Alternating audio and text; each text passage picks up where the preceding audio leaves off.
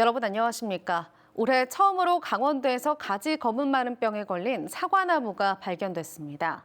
가지 검은마른병은 과수화상병과 비슷한 증상을 보이면서 마땅한 치료법도 없는 과수세균병인데요.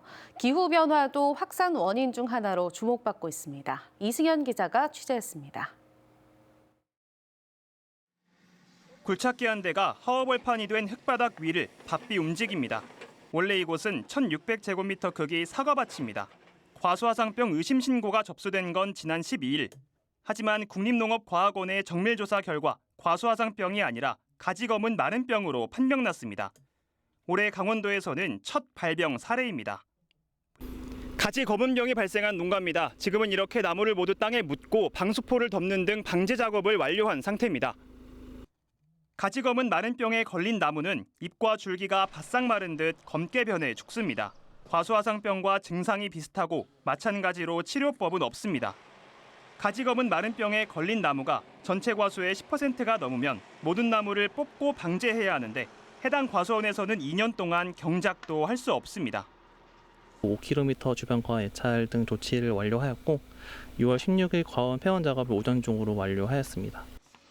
강원도에서 가지검은 마른병이 처음 나타난 건 1995년입니다.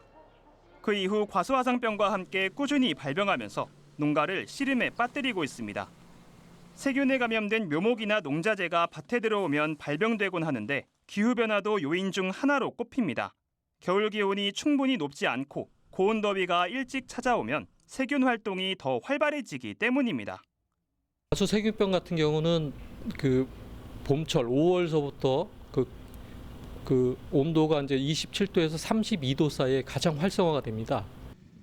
지난해 강원도 사과 재배 면적은 1,600헥타르로 10년 전보다 4배 늘었습니다. 그만큼 잠재적 피해 농가가 많아졌다는 의미입니다.